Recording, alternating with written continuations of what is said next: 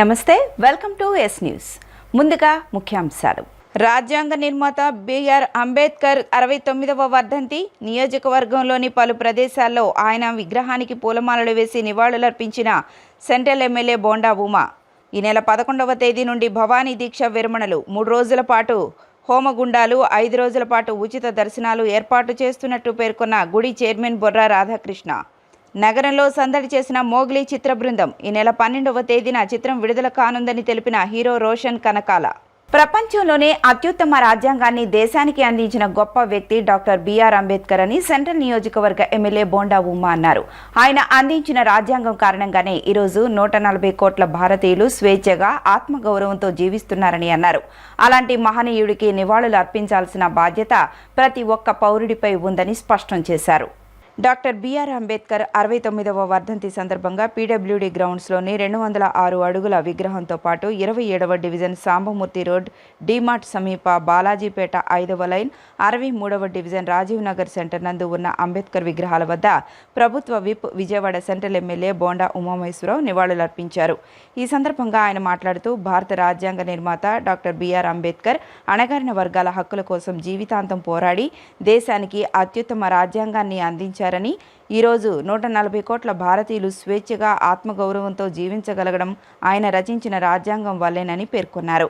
అంబేద్కర్ ఆశయాల సాధనలో ప్రభుత్వం కట్టుబడి పనిచేస్తుందని, పేదలు, బడుగు, బలహీన వర్గాలు, ఎస్సీ, మైనార్టీ వర్గాల అభ్యున్నతికి ఆయన చూపిన దారిలో ముందుకు సాగుతామని తెలిపారు. ఆయన సేవలు, ఆలోచనలు భవిష్యత్తు తరాలకు చేరేలా ప్రతి ఒక్కరూ కృషి చేయాల్సిన అవసరం ఉందని ఉద్ఘాటించారు. కార్యక్రమంలో సెంట్రల్ నియోజకవర్గ ఎస్సీ సెల్ నాయకులు, పార్టీ నేతలు, కార్యకర్తలు తదితరులు పాల్గొన్నారు. ప్రపంచ మేధావి, భారతరత్న, భారత జాతి గర్వించదగినటువంటి మహానుభావుడు, మహనీయుడైనటువంటి బాబాసాహెబ్ బిఆర్ అంబేద్కర్ గారి 69వ వర్ధంతి సందర్భంగా జాతి మొత్తం ఆ మహానుభావుడికి ఘన నివాళులు అర్పిస్తూ ఉంది. ఏదైతే అణగారిన వర్గాల కోసం, నిమ్మ జాతి వర్గాల కోసం ఆ మహానుభావుడు పోరాటం చేసి వాళ్ళకి హక్కులు కల్పించాడో, ఈరోజు భారతదేశంలో 140 కోట్ల మంది ప్రజలు స్వేచ్ఛగా తమ ఆత్మ గౌరవంతో బతుకుతున్నారంటే ఆ మహానుభావుడు రచించినటువంటి రాజ్యాంగం. ఆ రోజు రాజ్యాంగం రచించడానికి ప్రపంచం మొత్తం పలు దేశాలు చుట్టి భారతదేశానికి అతి గొప్ప రాజ్యాంగాన్ని అందించినటువంటి మహామేధావి బిఆర్ అంబేద్కర్ గారు. ఇవాళ జాతి గర్వించదగినటువంటి అతి కొద్ది మంది వ్యక్తుల్లో బిఆర్ అంబేద్కర్ గారు. ఆయన ఏ ఆశయ సాధన కోసం ఆయన జీవితకాలం శ్రమించాడో ఆ ఆశయ సాధనలో మేమందరం కూడా భాగస్వాములు అవుతాం. ఈ ప్రభుత్వం ఆయన ఆశయాలకు అనుగుణంగా పనిచేస్తుంది. ఏ పేద, బడుగు, బలహీన, ఎస్సీ, మైనార్టీ వర్గాల కోసం ఆయన పనిచేశాడో దాన్ని సఫలీకృతం చేసేదానికి చిత్తశుద్ధితో ముందుకెళ్తామని ఆయన వర్ధంతి రోజున ప్రమాణం చేస్తున్నాం. ఖచ్చితంగా బాబాసాహెబ్ బిఆర్ అంబేద్కర్ గారి ఆశయాలను, ఈ జాతికి ఆయన చేసినటువంటి సేవలను భవిష్యత్ తరాలకి తెలియజేసేటట్టుగా అందరూ జై భీమ్ అభిమానులు కానీ, అంబేద్కర్ గారి ఐడియాలజీని ఫాలో అయ్యేవాళ్ళు కానీ అందరూ కూడా ఆయన ఈ జాతికి చేసిన సేవల్ని విస్తృతంగా ప్రచారం చేసి భవిష్యత్ తరాలకి తెలియచేయాల్సిన బాధ్యత, ఆ మహనీయునికి గొప్ప నివాళులు అర్పించాల్సిన బాధ్యత మనందరి మీద కూడా ఉంది. ఈరోజు ఆయన వర్ధంతి సందర్భంగా మా నియోజకవర్గ ఎస్సీసీఎల్ అధ్యక్షుడు సోదరుడు జైపాలు, ఇంకా చక్రవర్తి, అలాగే మన విశ్వనాథు, ఇంకా మిగిలినటువంటి మేధావులు, జైభీమ్ గారి అభిమానులు, అంబేద్కర్ గారి అభిమానులు, విశాఖపట్నం నుంచి కూడా యువత వచ్చారు. అందరూ కూడా ఆ మహానుభావునికి ఘన నివాళులు అర్పిస్తూ ఇవాళ నినాదాలు చేస్తారు. తప్పనిసరిగా ఆయన ఆశీర్ సాధన కోసం చిత్తశుద్ధితో పనిచేస్తామని తెలియజేసుకుంటూ, జోహార్ బిఆర్ అంబేద్కర్ గారు, జోహార్ బిఆర్ అంబేద్కర్ గారు, జోహార్ బిఆర్ అంబేద్కర్ గారు. 27వ డివిజన్ తెలుగుదేశం పార్టీ కమిటీ ఆధ్వర్యంలో ఎమ్మెల్యే బోండా ఉమామహేశ్వరరావు ముఖ్య అతిథిగా పాల్గొని ఇప్పుడే బిఆర్ అంబేద్కర్ విగ్రహాన్ని పూలమాలేసి ఆయన రాజ్యాంగంలో రచించినంత పెద్ద భారతదేశానికి భవిష్యత్తును దృష్టిలో పెట్టుకుని అణగారిన దళిత వర్గాలతో పాటు నిమ్మ వర్గాలకి అన్ని వర్గాలకు సంబంధించినటువంటి మహానేత అయినటువంటి బిఆర్ అంబేద్కర్ గారి ఆశయ సాధన కోసం ముందుకు సాగుతాను ఇప్పుడే బోండా ఉమామహేశ్వరరావు గారు ప్రకటించారు. వారు ఇచ్చినటువంటి రాజ్యాంగం ప్రకారమే ఈనాడు అణగారిన వర్గాలన్నీ కూడా అగ్రవర్ణాలతో ధీటుగా పోటీగా ముందుకు సాగుతుంది. ఆయన అన్ని వర్గాల మనిషి. బిఆర్ అంబేద్కర్ రచించిన రాజ్యాంగం ప్రపంచంలోనే భారతదేశ రాజ్యాంగం సుమిత స్థానం వచ్చిందంటే దానికి మహామేధావి బిఆర్ అంబేద్కర్ గారు. ఈనాడు 27వ డివిజన్లో పెద్ద ఎత్తున ఈ కార్యక్రమాన్ని ఇక్కడ ఏర్పాటు చేసుకుని జరిగింది. భవిష్యత్తులో బిఆర్ అంబేద్కర్ గారు ఇచ్చినటువంటి స్ఫూర్తి ఆయన ఆశయ సాధన కోసం పెద్ద ఎత్తున కృషి చేస్తామని తెలియజేస్తున్నాం. అందరికీ జై భీమ్. ఈరోజు ప్రపంచ మేధావి, భారతరత్న, భారత రాజ్యాంగ నిర్మాత డాక్టర్ బాబాసాహెబ్ అంబేద్కర్ గారి 69వ వర్ధంతి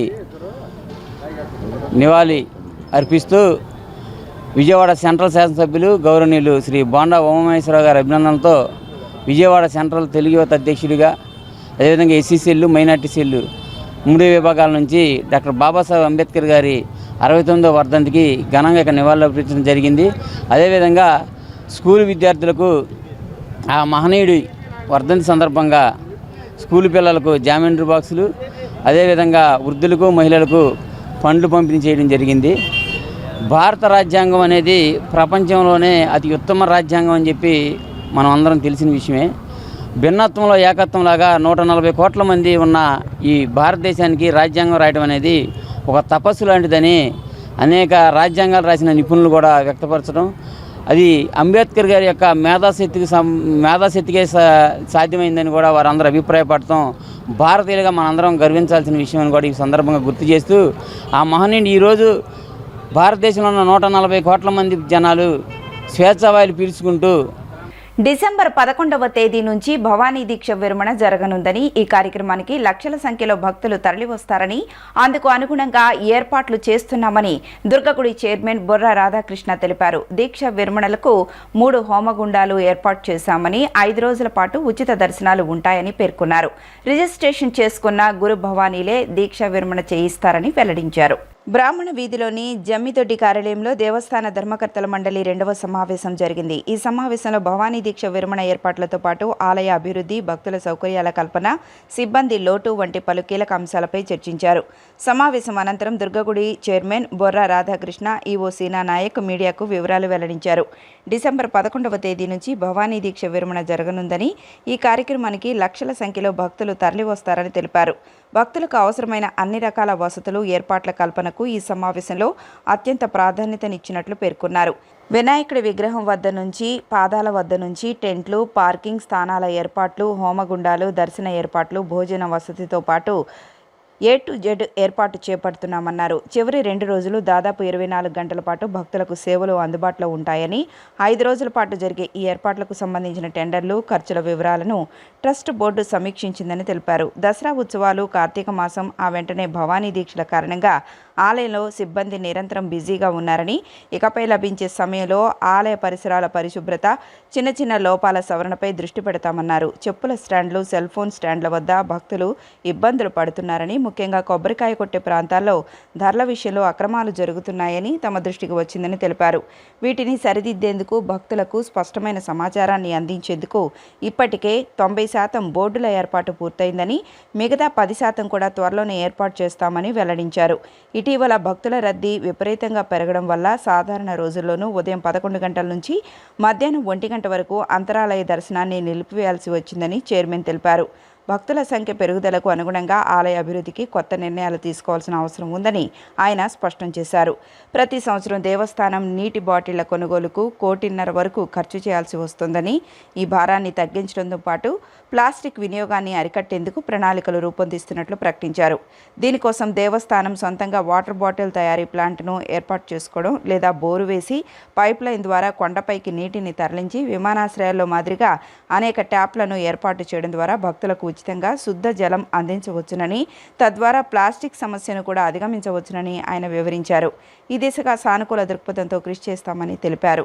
పోలీసు వ్యవస్థలో హోంగార్డ్స్ పాత్ర ప్రత్యేకమైందని ఎన్టీఆర్ జిల్లాలో 710 మంది హోంగార్డ్స్ సేవలందిస్తున్నారని సిపి రాజశేఖర్ బాబు తెలిపారు.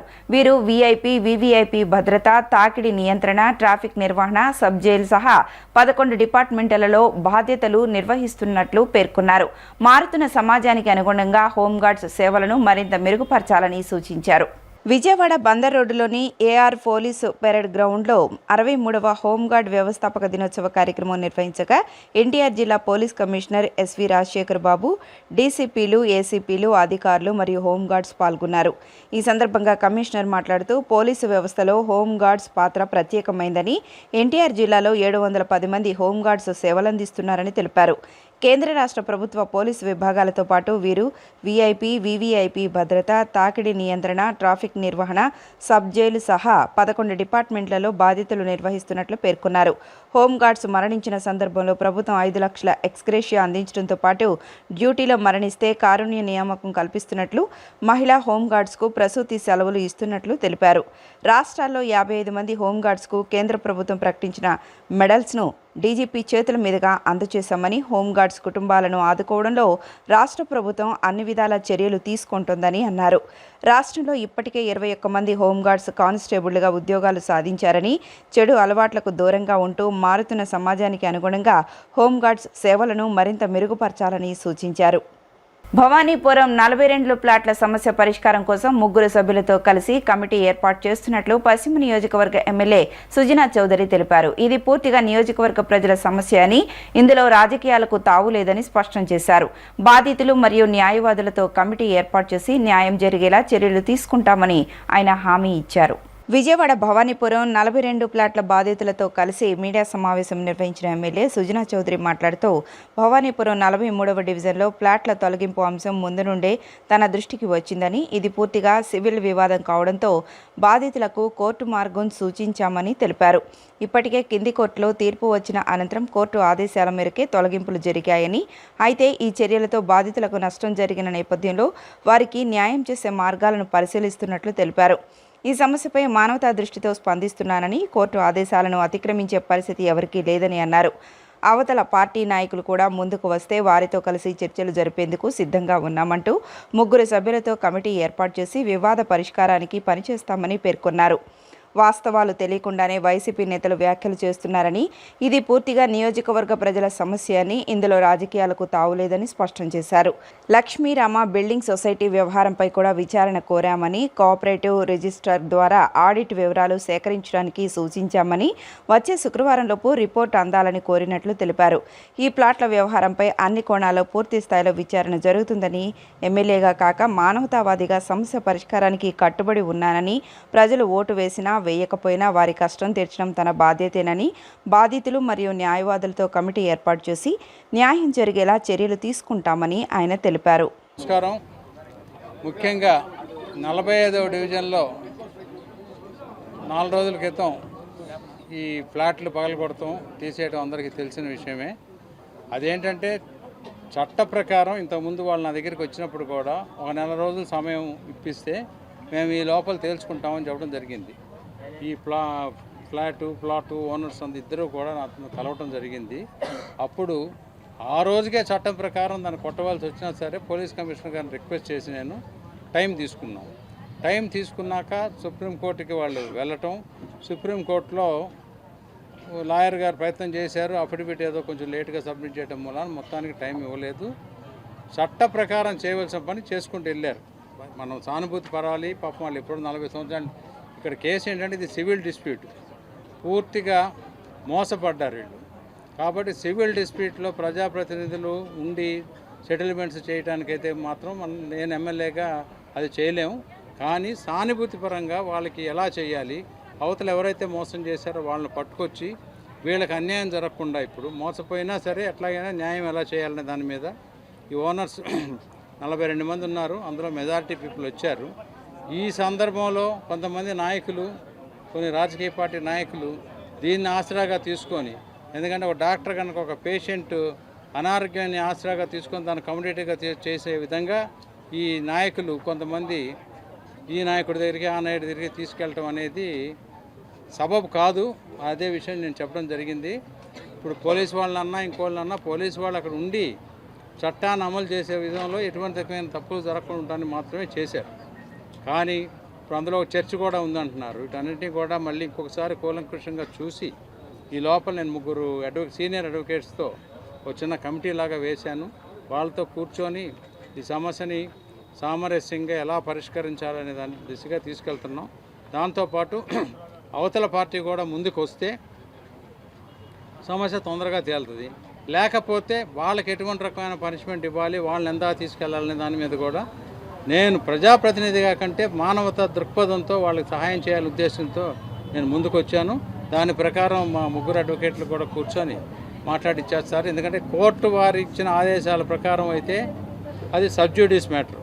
మనం చేయగలిగింది చాలా తక్కువ. మనం కాదు అసలు ఎవరు ప్రైమ్ మినిస్టర్ ఆఫ్ ఇండియా కానీ చీఫ్ మినిస్టర్ గారు కూడా చేయగలిగింది ఏమీ లేదు. అది కోర్టు వారు ఇచ్చిన దాని ప్రకారం మన భారత రాజ్యాంగంలో రాసిపెట్టినట్టుగా మనం పని చేయవలసిందే. అది కానీ వీళ్ళందరూ కూడా చాలా మధ్యతరగతి దిగువ మధ్యతరగతి వాళ్ళు.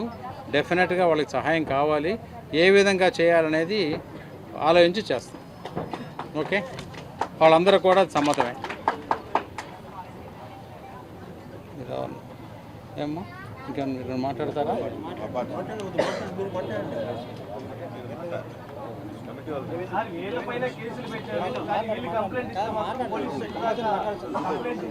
అదే ఆ కేసుల విషయాలు ఏంటంటే అది సపరేట్ సబ్జెక్టు. ఇప్పుడు నష్టం ఎలా జరిగింది, ఇది సివిల్ డిస్ప్యూటు. డెఫినెట్గా వాళ్ళు మోసపడ్డారు. వాళ్ళందరూ డబ్బు కష్టపడి సంపాదించుకున్న డబ్బుతో కొనుక్కున్న వాళ్ళు. ఎవరైతే మోసం చేశారో వాళ్ళకి పనిష్మెంట్ చేయడం ఒకటి. తర్వాత ఇప్పుడు వీళ్ళని ఎలా సేవ్ చేయాలి, లేకపోతే ఇప్పుడు 1980 నుంచి నడుస్తుంది, 81, 82 నుంచి. ఇంకో 10 సంవత్సరాలు అయితే వీళ్ళ జీవితాలన్నీ అయిపోతాయి. అవి కాకుండా ఉండడానికి ఏం చేయాలనేది ఆలోచిస్తాం. అదే ఉంటే పోలీసు వాళ్ళకి చెప్తున్నాం, వాళ్ళు తీసుకొని చేస్తారు.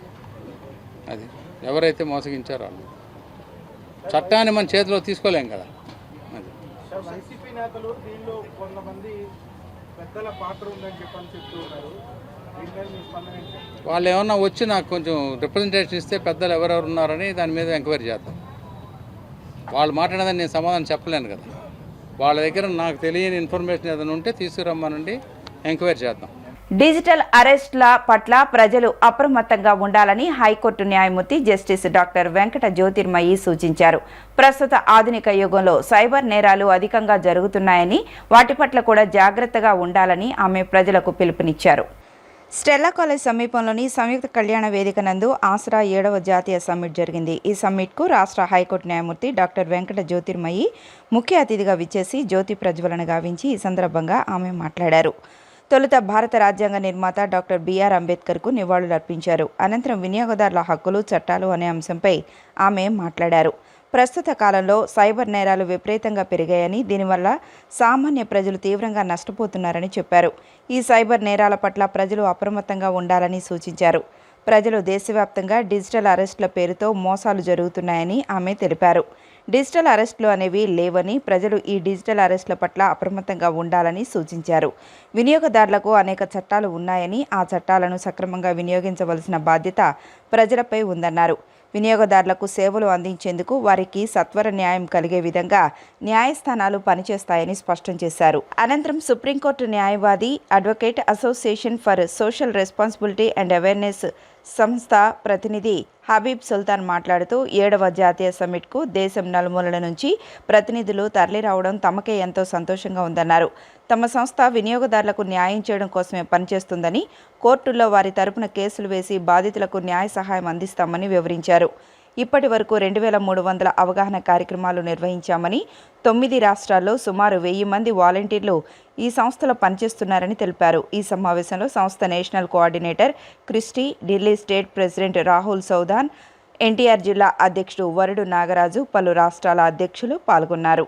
ఈ ఆర్గనైజేషన్ 2016లో ఢిల్లీ ప్రధాన కార్యాలయంగా స్టార్ట్ చేసి వినియోగదారుల హక్కులపై అవగాహన కల్పించడం, వారి హక్కులకి ఏమైనా భంగం వాటినప్పుడు వారి కోసం వినియోగదారుల ఫామ్స్లో కేసెస్ని ఉచితంగా ఫైల్ చేసి న్యాయం అందించడం ప్రధాన ఉద్దేశంగా దీన్ని 9 రాష్ట్రాలు విస్తరించి కన్జ్యూమర్ అవేర్నెస్, కన్జ్యూమర్ రైట్స్ ఏంటి, కన్జ్యూమర్ రెస్పాన్సిబిలిటీస్ ఏంటి అనే దాని మీద తీసుకెళ్తాను ప్రధానంగా. కాకపోతే కన్జ్యూమర్ ప్రొటెక్షన్ యాక్ట్ ప్రకారం కన్జ్యూమర్ కోర్టులో కేసెస్ ఫైల్ చేయాలంటే అడ్వకేట్ కానక్కర్లేదండి. చాలామందికి ఆ విషయం తెలియదు. అందుకని advocates association for social responsibility name పెట్టి దీంట్లో నాన్ అడ్వకేట్స్ మనం భాగస్వామ్యం చేసామండి. అంటే కన్జ్యూమర్ కోర్టులో కన్జ్యూమర్ కమిషన్స్లో కోర్టు ఫైల్ చేయండి, you can file your cases in person or through an advocate or through an organisation. So ఈ ఆర్గనైజేషన్లో మన నాన్ అడ్వకేట్స్ కూడా తీసి ఎక్కువ చేస్తున్నాం కాబట్టి ఈ రోజు దాకా 300 కేసులు మనం చేయగలిగాం. 10,000 కేసులు మీడియేషన్ ద్వారా సాల్వ్ చేసాం. 2,500 అవేర్నెస్ క్యాంప్స్ కండక్ట్ చేస్తామండి. అయితే ప్రతి సంవత్సరం కూడా అన్ని రాష్ట్రాల నుంచి 9 రాష్ట్రాల్లో ప్రస్తుతం ఉన్నారు. అన్ని రాష్ట్రాల నుంచి ఒక మీటింగ్గా కలిసి ప్రతి సంవత్సరం ఒక సమ్మిట్ చేస్తామండి. సో ఫస్ట్ సమ్మిట్ విజయవాడలో చేసాం 2017లో. మళ్ళీ తర్వాత విశాఖపట్నం, తర్వాత హైదరాబాద్, తర్వాత ఢిల్లీ, తర్వాత కర్ణాటక, ఇవన్నీ అయిన తర్వాత మళ్ళీ 7th national summit we're organising at Vijayawada, Andhra Pradesh అండి. అయితే ఈరోజు నాతో పాటు ఢిల్లీ స్టేట్ ప్రెసిడెంట్ వచ్చున్నారు, దాని తర్వాత Gujarat state president with team, and Tamil Nadu state president with team, and Andhra Pradesh state president with all his team, and Telangana state president with his team, and Karnataka state president with his team. అంటే టోటల్గా 9 state presidents with teams వచ్చి ఈరోజు ఇది చేస్తున్నాండి. ప్రధాన ఉద్దేశం consumer protection act గురించి తెలుసుకోండి. మనంతా వినియోగదారులు అండి. వినియోగదారుల హక్కులు తెలియక చాలా కార్పొరేట్ కంపెనీస్ మోసాలు చేస్తున్నాయి. ఈ హక్కులు తెలుసుకోవడం ప్రధాన ఉద్దేశం. ఈ రోజు మీటింగ్ ముఖ్యంగా హానరబుల్ జస్టిస్ శ్రీమతి జ్యోతిర్మయ్య గారు వచ్చారండి. సో వచ్చి కన్జ్యూమర్ ప్రొటెక్షన్ యాక్ట్ మనకి ఇచ్చేశారు. దాని తర్వాత ఇప్పుడు వీళ్ళందరికీ కూడా ప్యాటర్న్స్ అందరికీ కూడా మన సిద్ధార్థ లా కాలేజ్ ప్రిన్సిపాల్ గారు శ్రీ దివాకర్ బాబు గారి చేత ఒక ట్రైనింగ్ సెషన్ ఇప్పిస్తున్నాం. మధ్యాహ్నం లీగల్ మెట్రాలజీ డిపార్ట్మెంట్ తీసుకొచ్చి వాళ్ళతోటి తూనికలు కొలతలు ఎలాంటి ప్రాబ్లమ్స్ జరుగుతున్నాయి, అలాగే ఫుడ్ అండ్ సేఫ్టీని తీసుకొచ్చి వాళ్ళతో ఎలా ప్రాబ్లమ్స్ జరుగుతున్నాయి, అలాగే కన్జ్యూమర్ అఫేర్స్ అంటే అన్ని డిపార్ట్మెంట్ నుండి పిలిపించి ఇక్కడ వీళ్ళు కన్జ్యూమర్కి వచ్చే నష్టాలేంటి, కన్జ్యూమర్కి ఏ రకంగా ప్రొటెక్షన్ తీసుకోవాలనేది ముందు ఏంటంటే ఈ మెయిన్ టీమ్స్ వాలంటీర్స్ ట్రైనింగ్ ఇస్తే వీళ్ళు 10 మందికి చెప్తారండి.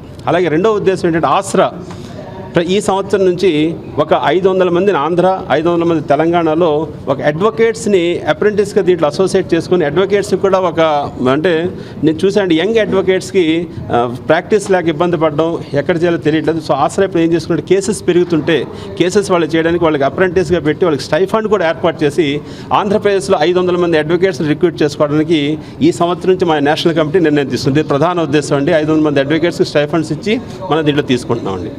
బాపులపాడు మండలం వీరవల్లి వద్ద చెన్నై కలకత్తా జాతీయ రహదారిపై ప్రయాణిస్తున్న మారుతి ఎర్టిగా కారులో ఒక్కసారిగా మంటలు వ్యాపించడంతో ఆందోళన చోటు చేసుకుంది. మొత్తం 7 కుటుంబ సభ్యులు జంగారెడ్డిగూడెం తాట్వాయి నుంచి విజయవాడ కనకదుర్గమ్మ దర్శనానికి బయలుదేరి వీరవల్లి సమీపానికి రాగానే కారులో పొగలు కనిపించడంతో అప్రమత్తమై వాహనాన్ని వెంటనే ఆపి బయటకు దూరంగా పరుగులు తీశారు. మొత్తం 7 కుటుంబ సభ్యులు జంగారెడ్డిగూడెం తాడ్వాయి నుంచి విజయవాడ కనకదుర్గమ్మ దర్శనానికి బయలుదేరి వీరవల్లి సమీపానికి రాగానే కారులో పొగలు కనిపించడంతో అప్రమత్తమై వాహనాన్ని వెంటనే ఆపి బయటకు దూరంగా పరుగులు తీశారు. సమాచారం అందుకున్న వీరవల్లి పోలీసులు సంఘటనా స్థలానికి చేరుకొని అగ్నిమాపక సిబ్బందికి తెలియజేయగా ఫైర్ సిబ్బంది మంటలను అదుపులోకి తీసుకొచ్చారు. అయితే అగ్నిమాపక వాహనం చేరుకునేలోపే కారు పూర్తిగా దగ్ధమైంది. రాజ్యాంగ నిర్మాత డాక్టర్ బిఆర్ అంబేద్కర్ ఆశయాలకు అనుగుణంగా ప్రధాని మోదీ ప్రభుత్వం పనిచేస్తుందని బీజేపీ రాష్ట్ర అధ్యక్షులు పివిఎన్ మాధవ్ అన్నారు. మోదీ సర్కార్ అంబేద్కర్ జీవితంలోని ముఖ్యమైన 5 స్థలాలను పంచతీర్థాలుగా అభివృద్ధి చేశారని పేర్కొన్నారు. అంబేద్కర్ లేకుంటే తాను ప్రధానమంత్రిని అయ్యేవాడిని కాదు అని మోదీ చెప్పడం అంబేద్కర్ పట్ల ఆయనకు ఉన్న గౌరవాన్ని తెలియజేస్తుందని ప్రశంసించారు. డాక్టర్ బిఆర్ అంబేద్కర్ వర్ధంతి సందర్భంగా దేశవ్యాప్తంగా నివాళులర్పిస్తున్న ఈ సమయంలో ఆయన స్ఫూర్తిని ప్రధాని నరేంద్ర మోదీ ప్రభుత్వం ఉన్నత స్థాయిలో ముందుకు తీసుకెళ్తోందని బీజేపీ రాష్ట్ర అధ్యక్షులు పివిఎన్ మాధవ్ కొనియాడారు. రాజ్యాంగ నిర్మాత డాక్టర్ బిఆర్ అంబేద్కర్ వర్ధంతి సందర్భంగా తుమ్మలపల్లి కళాక్షేత్రం వద్ద కల అంబేద్కర్ విగ్రహానికి నివాళులర్పించారు. ఈ సందర్భంగా మాధవ్ ప్రపంచంలోనే అత్యధిక విగ్రహాలు కలిగిన అరుదైన నేత అంబేద్కర్ అని, ఆయన జయంతి వర్ధంతులను అధికారికంగా పండుగ రూపంలో దేశవ్యాప్తంగా జరుపుకోవడం ఆయనకు దక్కిన గౌరవమని పేర్కొన్నారు. బడుగు బలహీన వర్గాలతో పాటు మహిళా సాధికారతకు ఆయన చేసిన కృషి అనితర సాధ్యమని, అందుకే ఆయన జాతీయ నేత మాత్రమే కాక ప్రపంచ నేత అని మోదీ కొనియాడిన విషయాన్ని గుర్తు చేశారు. నరేంద్ర మోదీ అధికారంలోకి వచ్చిన తర్వాత అంబేద్కర్ ఆలోచనలు, ఆశయాలు నేటి తరానికి తెలియచేయడానికి అనేక చర్యలు చేపట్టారని వివరించారు. అంబేద్కర్ జీవితంలోని ముఖ్యమైన 5 స్థలాలను పంచతీర్థాలుగా అభివృద్ధి చేశారని పేర్కొన్నారు. ఢిల్లీలోని జనపద్ రోడ్లో ప్రతిష్టాత్మకంగా అంబేద్కర్ ఇంటర్నేషనల్ సెంటర్ను నిర్మించారని అన్నారు. ఇక్కడ నిత్యం అంబేద్కర్ ఆశయాలపై అధ్యయనం, ప్రసంగాలు జరిగేలా ఏర్పాటు చేయడంతో పాటు ఆయన చదువుకున్న కొలంబియా యూనివర్సిటీతో సహా పలు సంస్థలకు విద్యార్థులను ఫెలోషిప్ ప్రోగ్రాం కింద పంపించడం అభినందనీయమన్నారు. డాక్టర్ బిఆర్ అంబేద్కర్ గారి వర్ధంతి సందర్భంగా దేశవ్యాప్తంగా డాక్టర్ బిఆర్ అంబేద్కర్ గారికి నివాళులర్పిస్తున్నాం. ప్రపంచంలో ఏ నేతకి కూడా జయంతి వర్ధంతి అధికారికంగా చేసిన దాఖలాలు లేవు. ఆ విధంగా ప్రపంచంలో 2 కూడా పెద్ద పండగ రూపంలో దేశవ్యాప్తంగా చేసుకునే ఒక అరుదైన గౌరవం డాక్టర్ బిఆర్ అంబేద్కర్ గారికి దక్కుతుంది. అంబేద్కర్ గారి ఆలోచన కానీ ఆయన యొక్క ఆశయాలు కానీ ఆయన పనితీరు కారణంగా ఇవాళ ప్రపంచంలో అత్యధిక విగ్రహాలు ఉన్న నేత ఎవరైనా ఉన్నారంటే అది డాక్టర్ బిఆర్ అంబేద్కర్ గారు. ఆయన మరణించిన తర్వాత ఆయన కోసం పోరాటం చేసే, ఆయన కోసం పాటుపడే అనేక లక్షలాది మంది కార్యకర్తల్ని, అనేక మంది హృదయాల్లో చెదరని ముద్రని వేసుకునే వ్యక్తి. బడుగు బలహీన వర్గాలతో పాటు అన్ని వర్గాలకి, ముఖ్యంగా మహిళలకి సాధికారత ఇచ్చే విధంగా ఆయన చేసిన అనితర సాధ్యమైన కార్యక్రమాల కారణంగానే ఆయన కేవలం జాతీయ నేత కాకుండా ప్రపంచాది నేతగా మనం చూడాలి అని చెప్పి గౌరవ ప్రధానమంత్రి నరేంద్ర మోడీ గారు ఆయన్ని ఏ విధంగా కొనియాడారో, ఆయన యొక్క స్ఫూర్తి ప్రేరణ ప్రజల్లో కలగాలి అని కనుక ఆయన వర్ధంతి కానీ జయంతి కానీ ప్రజల్లో చేసుకుంటూ కళాశాలలు అలాగే ఆఫీసెస్లో ఆయన గురించి అధ్యయనం చేయాలి, ఆయన గురించి ఏ విధంగా ఆలోచన చేయాలి, ఆయన గురించి ఏ విధంగా ఆచరణ చేయాలి, ఏ విధంగా ఆయన అర్థం చేసుకోవాలనే విషయం నేటి తరానికి తెలియాల్సిన అవసరం ఉంది.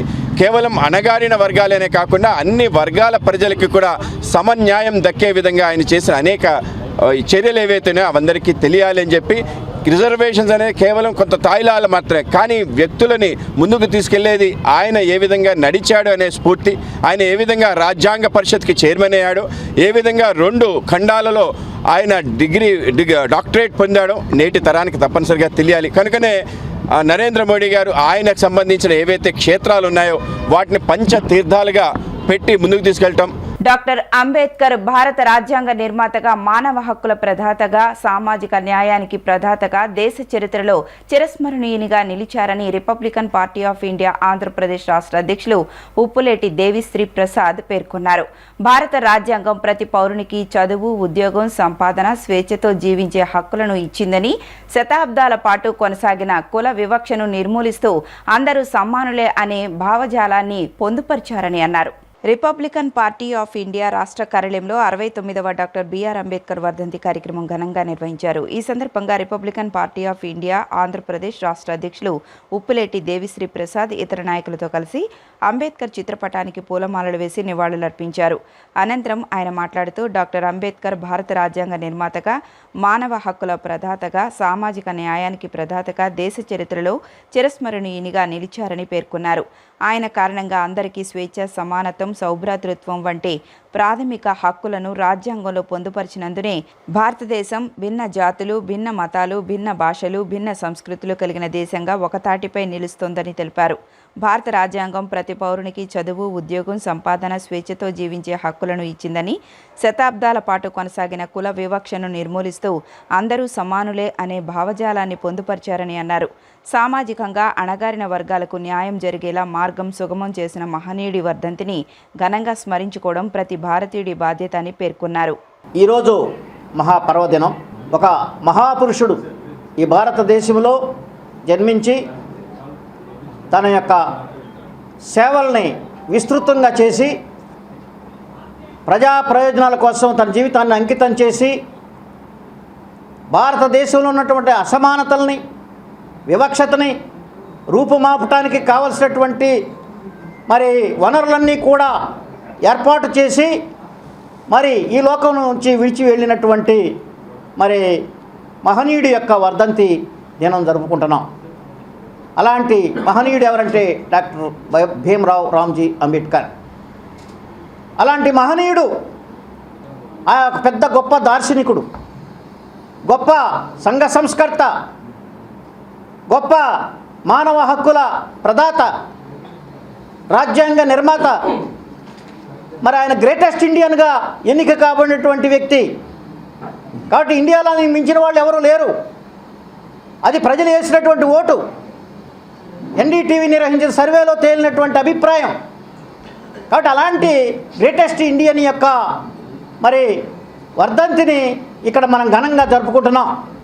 కేంద్రంలో ఉన్న బీజేపీ ప్రభుత్వం డాక్టర్ బిఆర్ అంబేద్కర్ రచించిన రాజ్యాంగాన్ని తూట్లు పొడుస్తుందని సిపిఐ నగర కార్యదర్శి జి కోటేశ్వరరావు విమర్శించారు. ముఖ్యంగా దేశవ్యాప్తంగా ఎస్సీ, ఎస్టీ అత్యాచార నిరోధక చట్టం కింద నమోదవుతున్న కేసుల సంఖ్యను పరిశీలిస్తే దళితులపై దాడులు పెరుగుతున్నాయని, వీటికి కేంద్ర ప్రభుత్వ ప్రోత్సాహం ఉండడం అత్యంత బాధాకరమని ఆయన ఆందోళన వ్యక్తం చేశారు.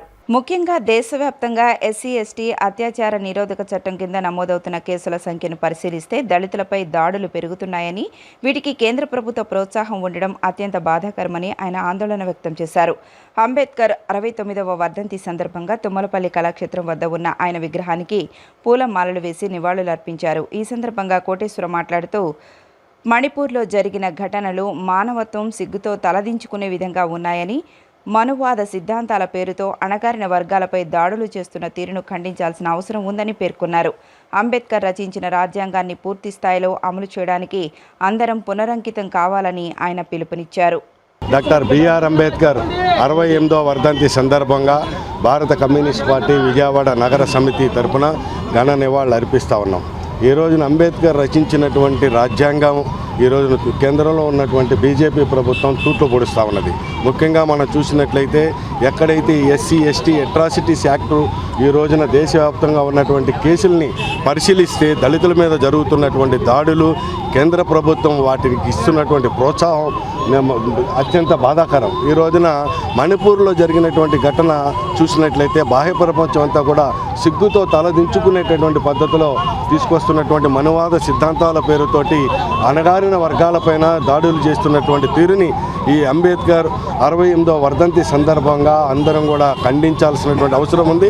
అదే సందర్భంలో అంబేద్కర్ రచించినటువంటి రాజ్యాంగాన్ని అమలు పరిచేటటువంటి పద్ధతిలో అందరం కూడా పునరంకితం కావాల్సినటువంటి అవసరం ఉందని చెప్పి సిపిఐగా భావిస్తూ ఈ రోజున అంబేద్కర్ ఘన నివాళులు అర్పిస్తూ జోహార్ comrade BR Ambedkar, Babasaheb Ambedkar, Babasaheb Ambedkar.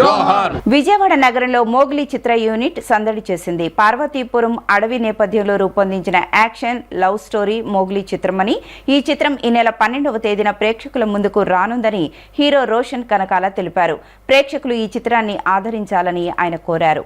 Colour photo లాంటి బ్లాక్ పోస్టర్ హిట్ చిత్రాన్ని నిర్మించిన సందీప్ రాజ్ దర్శకత్వంలో తాను హీరోగా నటించడం తనకు గొప్ప అవకాశమని హీరో రోషన్ కనకాల చెప్పారు. బెన్ సర్కిల్లోని హోటల్లో నిర్వహించిన విలేకరుల సమావేశంలో ఆయన మాట్లాడుతూ, అడవి నేపథ్యంలో ఒక గిరిజనుడు చెవిటి మూగ ప్రేమికురాల్ని క్రూరమైన అధికారి నుండి కాపాడుకునే కథే మోగ్లీ అని వివరించారు. పార్వతీపురం, పాడేరు అటవీ ప్రాంతంలోని అందమైన ప్రాంతాల్లో చిత్రీకరణ జరిగిందని చెప్పారు. అటవీ ప్రాంతంలో చిత్ర నిర్మాణానికి ఆంధ్రప్రదేశ్ ప్రభుత్వం, పోలీసులు ఎంతగానో సహకారం అందించారని ప్రశంసించారు. ఇప్పటికే విడుదలైన 2 పాటలకు ప్రేక్షకుల నుంచి విశేష స్పందన రావడం ఆనందంగా ఉందని తెలిపారు. ప్రమోషన్లలో భాగంగా విజయవాడకు రావడంతో ఇక్కడి విద్యార్థులు, యువత నుంచి మంచి ఆదరణ లభించిందని చెప్పారు. తన తండ్రి రాజీవ్ కనకాల, తల్లి సుమతో కలిసి స్క్రీన్ షేర్ చేసుకునే రోజు కోసం ఎదురు చూస్తున్నానని రోషన్ తెలిపారు.